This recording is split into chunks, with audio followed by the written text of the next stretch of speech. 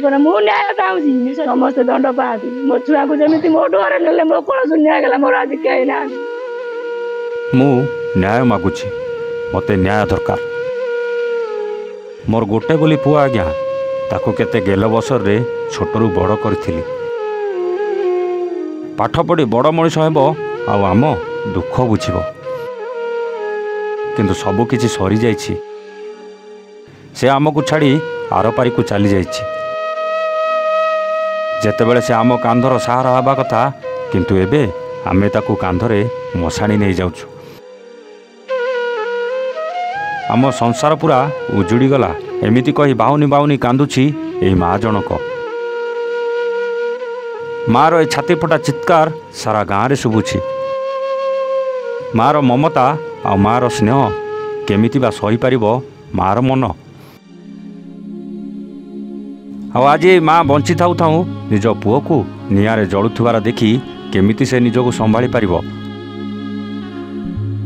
ହସ ଖେଳ ଜୀବନ ଭିତରେ ଦୁଃଖର ପାହାଡ଼ ମୁଣ୍ଡ ଉପରେ ଛିଡ଼ି ପଡ଼ିବ। ଆଉ ଏତେ ଛୋଟ ବୟସରୁ ଏ ସଂସାରରୁ ଚାଲିଯିବ, ଗୋଟେ କ୍ଷଣରେ ସବୁକିଛି ଧୂଳିସାତ ହେଇଯିବ। ଆଉ ମା'ର ଆଶା ଆଶାରେ ରହିଯିବ। ହଁ ଦର୍ଶକ ବନ୍ଧୁ, ଏମିତି ଏକ ହୃଦୟ ବିଦାର ଘଟଣା ଘଟିଯାଇଛି ଯାଜପୁର ଜିଲ୍ଲାର ଅଣ୍ଡେଇଗଡ଼ା ଗ୍ରାମରେ। ମୃତ ଆଶିଷ ନିଜ ନାଁରେ ଲାଗିଥିବା ମିଛ ଆରୋପକୁ ସହି ନପାରି ବିଷ ପିଇ ନିଜ ଜୀବନ ହାରି ଦେଇଥିବା ବେଳେ କଲେଜର ସାର୍ ଆଉ 3ଟି ପିଲାଙ୍କ ନାଁରେ ପରିବାର ଲୋକ ଅଭିଯୋଗ କରିଛନ୍ତି। ଏନେ ମୃତ ଆଶିଷଙ୍କ ମା କହିଛନ୍ତି ଯେ ତାଙ୍କୁ ନ୍ୟାୟ ଦରକାର। ତାଙ୍କର ଗୋଟେ ବୋଲି ପୁଅକୁ ମାରିଦେଲେ। ତା ସହିତ ଆଶିଷଙ୍କ ବାପା କହିଛନ୍ତି ତାଙ୍କୁ 40 ଲକ୍ଷ ଟଙ୍କାର କ୍ଷତିପୂରଣ ଦରକାର। ତେବେ ଦର୍ଶକ ବନ୍ଧୁ, ଦେଖିବାକୁ ବାକି ରହିଲା ଆଶିଷ ଓ ତାଙ୍କ ପରିବାରକୁ କେବେ ନ୍ୟାୟ ମିଳୁଛି।